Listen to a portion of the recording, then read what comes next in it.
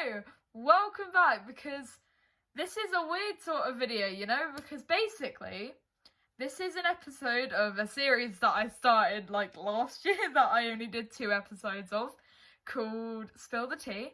If you're new to the channel, if you know me from college, or just found this on your trending page, which probably wouldn't happen ever in existence ever, basically, we talk what I usually talk about, like topics like, oh, what's been problematic at the time. But today is a special edition because 1, I don't have tea, I have coffee. 2, we have a very special guest with me, Miss Cassie Wicks. Hey! So, I've never done a Spill the Tea with somebody else, and it's more like a podcast than an actual video today. But I thought it'd be kind of nice, you know, to kind of discuss some topics, because social distancing and we're in another lockdown. Yay! So happy about that. Alright, so how's life? How's lockdown been? Life is a lot. I mean, everyone's like talking about being in lockdown now, which is entertaining for me because I never left lockdown. Like, today I went to the shops for the first time in months. Other than that, I've left the house like twice, other than like going to the hospital. So, yeah. It's an interesting experience. What did you do in lockdown? Huh? What did you do in lockdown? In lockdown, I've done a few things. I've watched a lot of TV. I've gotten fit now. I like exercise now. Isn't that crazy? Ooh. I know, it's crazy. For a pair of introverts who've both done a lot more exercise during lockdown than people would have expected. I have to talk to people. I've had a lot of frustrating times though because I'm at home. I'm not going to college at the moment. I'm doing remotely. It's really frustrating because I'm the only person who's like doing it remotely. So my teachers always just forget I exist and just like don't start a Zoom call. I'm like, hey, could you maybe like let me learn? I will do it if you let me, please. My teacher forgets I exist and I go to college. Sorry. Like, my teacher was just talking to us. We all sat on the floor, like, in a circle. And obviously we weren't distancing, because bubble... fucking stupid term. Boris Johnson, what the fuck are you on about? Oh, my mood every day. It's just sometimes he just talks and I'm like, what the fuck? He is. He's such a push boy. He's such a, like... Oxbridge Eton, like, he sounds like, you know, in like those like cartoons, they have like the walrus who's really meant to be British. He's like, that's what Boris Johnson sounds like. Yeah, I don't know why colleges are still open. It's a weird time. It is a weird time. This is going to be so hard for you to edit, by the way. Oh yeah, no, but I've kind of, because I know I've started I'll cut this out. Because I know I've started the intro and I kind of know the flow of conversation. I'll like just in the gaps of like silence. I might actually just fucking keep this in and like this is how I edit, by the way. I'll just in the gaps of silence just cut together where the conversation makes sense. But yeah, the UK has. I mean, the US is so much fucking worse because of the elections as well and having a shit president for the last 5 years. 4 years. But... but yeah. The UK has just not been great with the lockdown in general. I think the problem is, this is my opinion, that I think they let it up too early, and I think it's really frustrating because if they'd like left it for another couple of weeks, even... it's very likely that things might have gotten, like, you know, like how in New Zealand they have literally no cases. Like, I'm not saying we would have been there, but we would at least not be at, like, you know, I think it was like 30,000 cases today. And it's like, and I think it's ridiculous that they're not closing schools now. Wait, 30,000? Yeah, it's like loads of new cases. And they still haven't closed schools. And it's like that, even though cases are still going up, even though they've done a lockdown, because people are still going to schools and they're spreading. And it's like, it seems really silly to me. But that's just me. I don't know. What do I know? It is stupid. Well, I'm at college and I find it so fucking stupid. Like, I love my college group. I've become really close with all of them. And, like, I'm very happy to be seeing them again. But also, like, it's a very weird thing of, like, I don't... Like, I feel wrong not social distancing around all these people. Like, I can see, like, my friends outside of school. I can see one at a time, which is, like... I like that because I can sit on the opposite side of the bench to them, and like we wear masks around each other. But like with a group of like 15 people, you can't like social distance, especially in the classrooms. And in my course, I do fucking performing arts. What are we meant to do? I know. Yes, I stay in my tape cube. I know in our school we're not supposed, like, people don't even have to wear masks in school, like in lessons, and I thought that was so stupid. That's and like so they're kind of meant to social We're distance, not meant to. but like at my brother's school, for example, they're like doing the whole big bubble thing, and it makes absolutely no sense. But yeah, it's really frustrating for me. Yeah, I mean, going back to school is weird for me anyway, because like one of my closest like college friends, like the coolest people I know, the coolest guy I know, like moved schools, and he's now like living in Devon. Oh. So I'm like, if I was back in school, I'd just like, That's it's fun. like kind of sad, because my English class would be Yeah. really dead now. I mean, no, it wouldn't. Don't put that in, because then they'll get offended. English is dead anyway. English I is don't not regret. dead. I don't. I love English, and I'm doing English at uni, so God, I hate Shakespeare. that's right. I said it. I do. I hate Shakespeare. I love Shakespeare though. I'm Oh, literally, you know the guy in that who's I like, don't. but he's brilliant, what majesty flows from his pen. His poetry soars like a sweet violin. That's literally how I talk No, on a that's- regular basis. I'm literally like, I fucking hate Shakespeare. Like, I never want to do, like, what did we do last year? So we did Much to Do About Oh my Nothing. god, I love Much Ado About Um, Nothing. Oh, it's so good. Was that Beatrice the Benedict. one with the twins? Oh, that's 12th We Night. did 3. 12th Night is the one with the twins. And no, there was twins where it's 2 pairs of twins. Oh, is that like Love's Labour's Like Lost? 2. Maybe? I don't know. I don't know. I'll Google it some point in this video, and while you're talking, and we'll find that out. Then there was one. It's like Bianca. Bianca, Catherine. Oh no, okay. Oh, that's Taming of the Shrew, the most sexist one. Yeah, we did Taming of the Shrew. We were reading. You know the scene where like Petruchio is late to. Is it Petruchio? He's late to the marriage, I think. And like, I was Catherine. That was like fun, but also like because I got to be like a bitch. Yeah. Oh my god. Wait.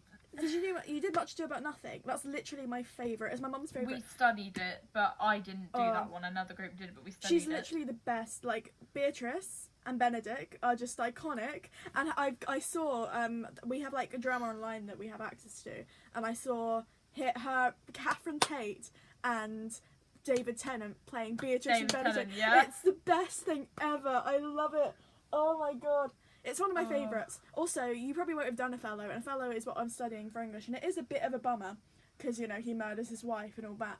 But there's this character called Amelia, who is the most iconic. Like, she literally has a whole monologue where she basically says, I think it's husbands' faults if their wives have an affair, because, like, if they're, like, cheating on us, then we should be allowed to cheat on them too, kind of, like...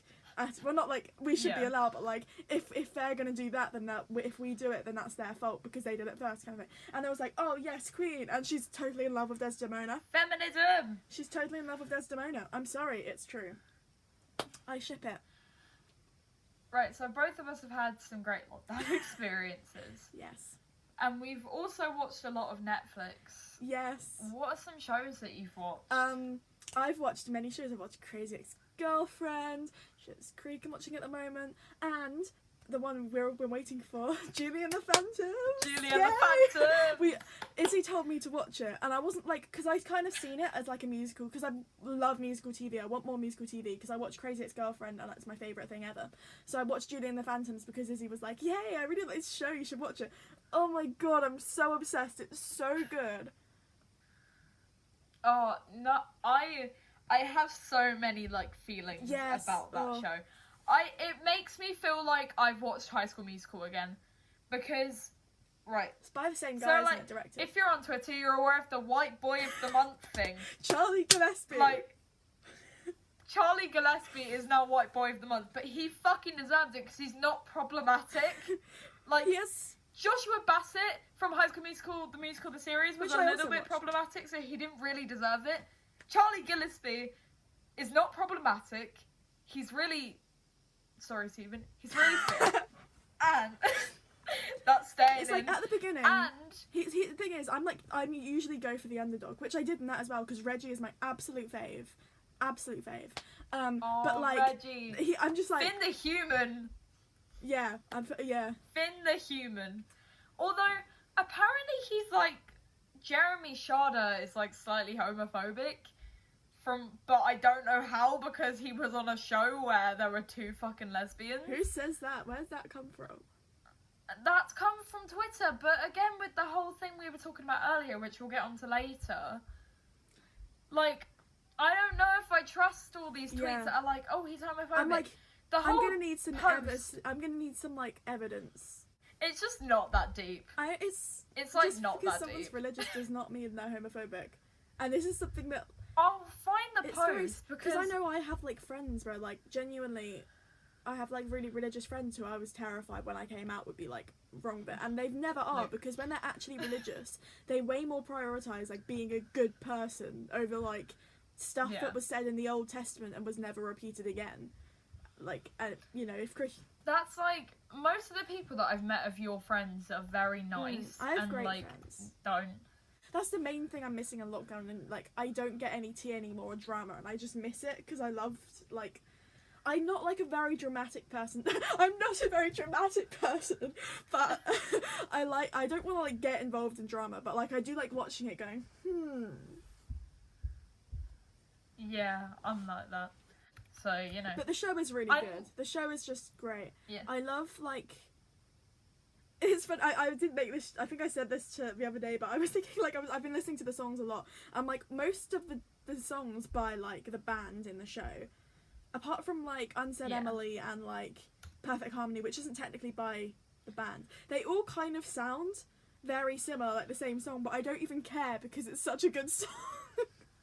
That's my only criticism. I think it's because they're all the same like type of song. Like they're all kind of big ballads, but they still are very moving. Like Stand Up. I was listening to Stand Tall today, and it just makes me feel things because I'm like, I can be struggling a lot, and it's just like this idea of like you have to like just get through today. That was like it's the same in there's another song which has the exact same message, but yeah, it's a good. All of them are a bit like be brave, be powerful. And yet you're like this is kind of like one part of you is like this is kind of like, you know, cliche and cheesy, and then the other part of you is like I don't care, I'm still inspired. Unsaid Emily is amazing. Isn't that High School Musical? I didn't even. That is every High School Musical is like the same fucking thing. I did watch High School Musical, but like I haven't watched it since I was very young. But I did watch High School Musical the series. Why is Bidmas? Oh, don't even worry. They're bringing back that whole thing. Is that like 6 divided by 2 with the brackets? Yeah. Me and Shah have had this fight so many times that we're just like, literally she tweeted about it and I was like, oh god. Division is always before the brackets. Division is always before the brackets. It's complicated because it's like, it depends on where you've been taught, and it's like a really vague like equation, so actually it can mean 2 different things, and that's why people get different answers. It's like just about where you come from. It's not that deep. Because I've been watching, like, so Owen, who plays Alex, has a YouTube channel, and I've been watching his, and he seems very funny. And, like, Alex is slowly just becoming my favourite character because he doesn't do a lot, but the things he does do are so funny. Yeah, it's true. Like, his little just snide comments in the background just make scenes. Like when Reggie twerks in front of the audience and is like, they can't see us, and he just goes, I wish I couldn't see you. Yeah. And one of like, my favourite lines. That made the scene, you know? One of my favourite lines is, I mean, first off, does deep dish mean pizza? That was good. And another one is, there's a scene, I can't remember how I found why I wasn't watching it, but it's like, it's kind of meant to be like a slightly like sweet scene where she's like, someone told me, like Julie's like, someone told me that you only like, you don't ask for forgiveness, you ask for permission, not for forgiveness. And then like, you know, obviously it was Luke who said it, so it's like, oh. And then Reggie is just like, it was me. And they're like, and I just love the way that Julie delivers the next line where she was like, no, it's not. Like she just did it in like a really subtle way that just like killed me. I don't know how she did it, but it was so good. The drum scene where Luke... Also, I really do think, and this is like so weird, I really do think that Luke and Reggie are also not straight by the way they act. I They're know it might bisexual just be like a icon. gaydar I thing. love, that's one of my favourite moments as well, where they like do the thing where like they have like the moment of like I where he's, believe, like, I believe. Just watching. and he does like the kiss thing where he's just like, and he's like, so girls, am I right? And I'm like, that's such like I've definitely And Alex straight. just goes, no. Yeah, it's so good. When Alex just goes, no, it's like, yes. It's like That such a is you. sweet show. I like the head. It's such a sweet show. Like it's just like wholesome, you know. The headcanon, right, that Luke is actually Pan is like so canon to me just because of my sexuality.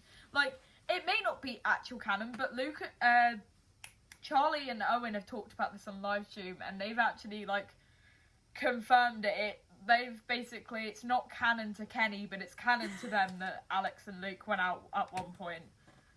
Oh, that's. They've basically said that on live stream, that's and Charlie just went, yeah, in the 90s. Oh, I love that. That's so cute. Which, Okay, wait. that's So also Alex really... is gay, obviously.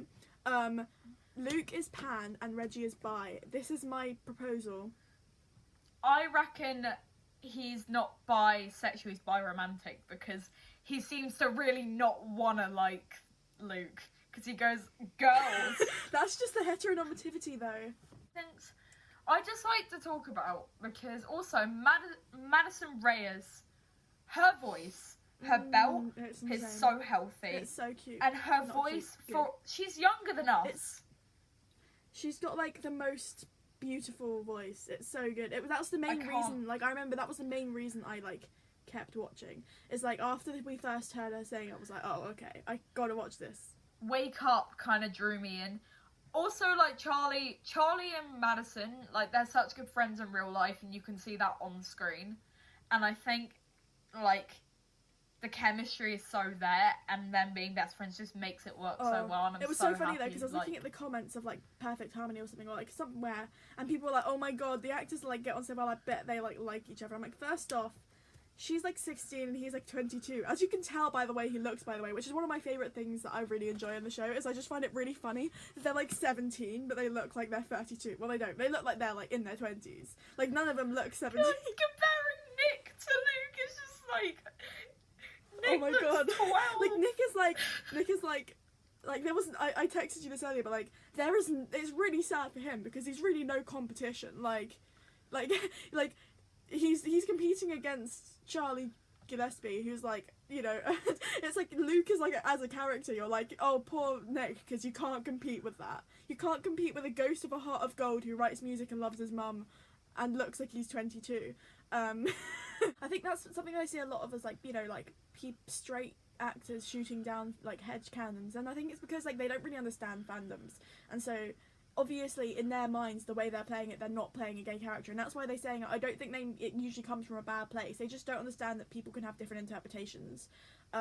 We do understand that, but like they're just saying their interpretation, which is obviously when they're playing it, they're not playing a gay character. And I don't think that's homophobic. Yeah. I think that's just straight people being straight people. Like I'm sure I'd be the same. Like if I was like with a character, I'd probably act them as bi as a default because I'm bi. And if someone was like, "Oh, are they straight?" I'd be like, "No." I mean, it's slightly different, but it's not that different really. At Yeah, all.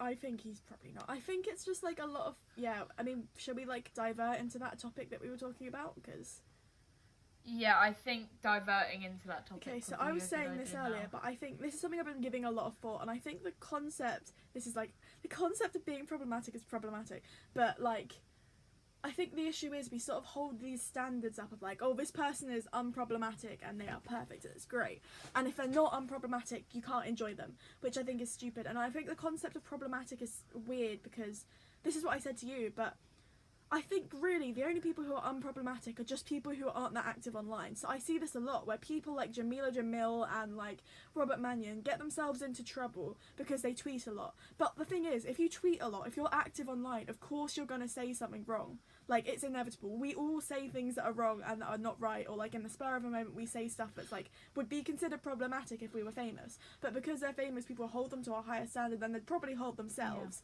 Yeah. And also like I think sometimes people get like really caught in the moment and they forget to take a step back and go like, okay, obviously you can educate people politely, but you have to bear in mind that, like, a lot of the stuff that people get, like, really offended and, like, over, I mean, you're welcome to your emotions, and if something they've done means you can't support them anymore, fine. But, like, I think you also have to, like, bear in mind that you should, like, take a step back. If you can't support them, then stop tweeting them. Stop, like, tweeting about them. Like, just let people live, because, like, people get really caught up in it. I think people need to take a step back sometimes and go, hey, this isn't actually that big a deal. Like, there are people who are, like, committing actual crimes and, like, being actually, like, homophobic and discriminatory and racist or whatever. And then there are people who just say something stupid that doesn't quite fit in with, like, the ideal, progressive ideal. So, yeah. You can support somebody, like, you can be a fan of someone like Jeremy Shada, like, who have been kind of... Also, like, let's think of some problematic people. You can support, like, James Charles, for example. You may not agree with some of the things he says or some of the things he does, but you can still support them as a person, like, as an influencer. I think as well, like... You don't have to agree with their actions. And I also think, like, my thing is, all people make mistakes, right? And all people do stuff that's stupid. And, like, when I think it's something I've been thinking a lot about, because I'm like, I think about all the stupid stuff I've done. I'm like, if I was famous, I might have been cancelled for this, you know what I mean? Like, the only... like, Actually, I ground myself a lot. I always go through, because I had another... This is for my views. I had another Twitter account, I was on Twitter from about 10 years ago. Mad. Not my Twitter account in the beginning, it was my mum's. I took it over, like, pretty early on in my life because I was exposed to social media far too young. Hey kids, if you're 7, get off social media and go play outside. I didn't have a social life at that point. I was friends with Chloe, and that was it. Me and Chloe used to play Minecraft. That was it. Basically, like, I go through my tweets, like, I used to go through my old tweets so much, to, like, I'd search up my username and search up rude words or rude phrases, just to make sure I hadn't said anything in the past, and I'm still so scared of stepping up now, because, like, if I ever actually do become bigger as a creator and as an influencer, that can be fucking held over my head. I think this is why it's a problem, like, I think obviously everyone should try and be the best person they can, and I think if you are, like, called out for something, you should, like, try and educate yourself. And I think the problem is not call out culture, but, like, the concept of someone, like, the concept of problematic, I think for me the core problem with the concept of problematic is that we have this idea that anyone can be unproblematic. No one is unproblematic, and I don't mean that in a bad way, because I think we sort of have this idea that someone does something and it's like they have a permanent record and they, like, do something wrong, and, like, now their permanent record is, like, scarred for life and they'll never be, like, a good person again. Because, like, I think a good example is, like, I looked up, people thought Mariah Rose Faith, who is an angel, it was like, oh, she's problematic because she, like, posted someone's art without their permission, without credit, and I'm like, but she immediately apologized. Like, when you look at it, she also apologized for it and has not done it since. I think we have to bear in mind that it's very easy, although you may be in your, like, bubble and you're like, obviously this is obvious that you shouldn't do this and this is, like, how things are. Not everyone has seen the same things you've seen. Not everyone is in the far left, like, not far left, that's a word brand right here. Far left. I sound like a fucking, like, Tory. But not everyone has, like, had looks at all this really important but, like, you know, very niche sort of discourse about what's okay and what's not. So I think, you know, like, stuff like Robert Mannion got in trouble for doing, I think it's called, what's it called, gender bent stuff. Gender bending. It's like where you have a character that you really like, but you're the different yeah, and I think gender, they did like the things where they swapped, like, their sex, like, as in, like, they swapped the way they looked to look like the other gender. And I want to point out, but loads of people have done this, but because Robert Mannion is, like, progressive, I think that's the thing, we hold people, like, to higher standards because they're, like, more active or whatever. And I think they're more accessible as well. So I think the more accessible someone is, the more they get held to account. Like, if they're, like, a really, really famous person, they can get away with quite a lot. They have to do quite bad stuff. But, like, people who are, like, sort of, like, low level, like Robert Mannion, whatever, he was, like, kind of an easy target for people. And I think, obviously, I looked into it and I'm like, I understand how the concept of gender bent casting or whatever, not gender bent casting, gender bent, like, art or whatever, it's an inherently problematic art form because it is kind of transphobic, because, you know, it's assuming blah blah blah. But I think also, I think something I read really interesting about it, which was you're allowed to do problematic art forms and stuff as long as you're aware of like it. And like, to me, it seems really silly to then be like, oh well, now everyone like hates Robert Mannion, like for like doing that one thing. He is a horrible And it's like, person.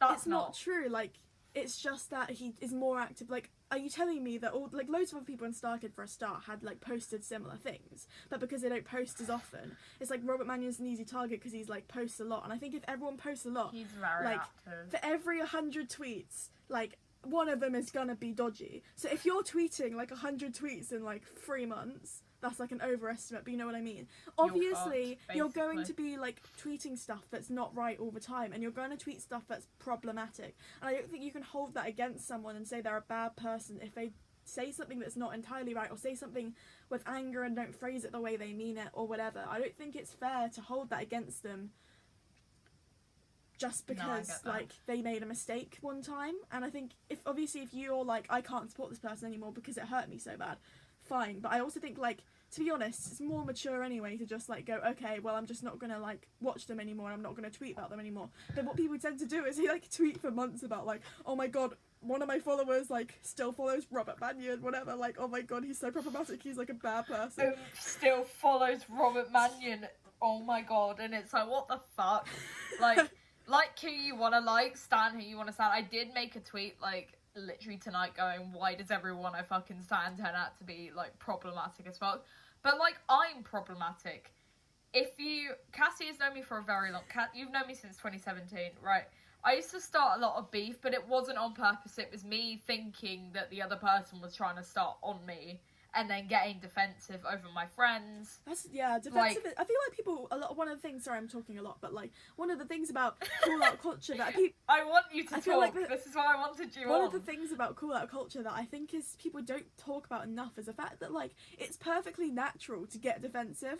Like, if someone's telling you, like, I get that obviously you should try and be respectful as possible, and often that being when people say it in a more respectful way and like reassure them and like be like, hey, I'm not like trying to attack you, but I just wanted to point this out that this is like problematic or whatever. But that's not how people do it, is it? It's like, oh my god, this person did this. And obviously if you're getting told, you're gonna get defensive. That's a human reaction. If you're being like, feel like you're being attacked, you're gonna get defensive. And I think people are always like, oh, but this person's being really rude to their fans now. And I'm like, to be fair, this person is also like a human person who is being told by someone, hey, this thing you did really sucks, you're an awful person. And so they're obviously gonna be like, oh my god, I didn't mean it like this, and I want to like say this. And then other people will then be like, well, now they're being like rude, and they may well be being rude, and that's not good, but like they can't. So basically, the Julie and the Phantoms cast, they all went to Hawaii, like on a little, I think it was Owen, Jeremy, Charlie, Tori, the dirty candy backup dancer. I don't know who the fuck she is. But basically, people were commenting on. Sorry if she ever sees this. Basically, people were commenting on her posts. I mean, like, are you? They were commenting on everyone's. It wasn't just her, but they were being like, are you being safe? Are you wearing masks? Blah blah blah. And there was 2 different ways they could have responded, right? So Owen got asked, and Owen basically explained, yes, where we've had to wear masks, we've worn masks, we've had tests every week on set. I promise we are being safe. We were temperature checked as well.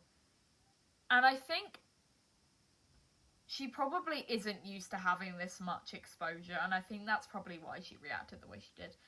And I think going back to like social media as a whole, when you are so new,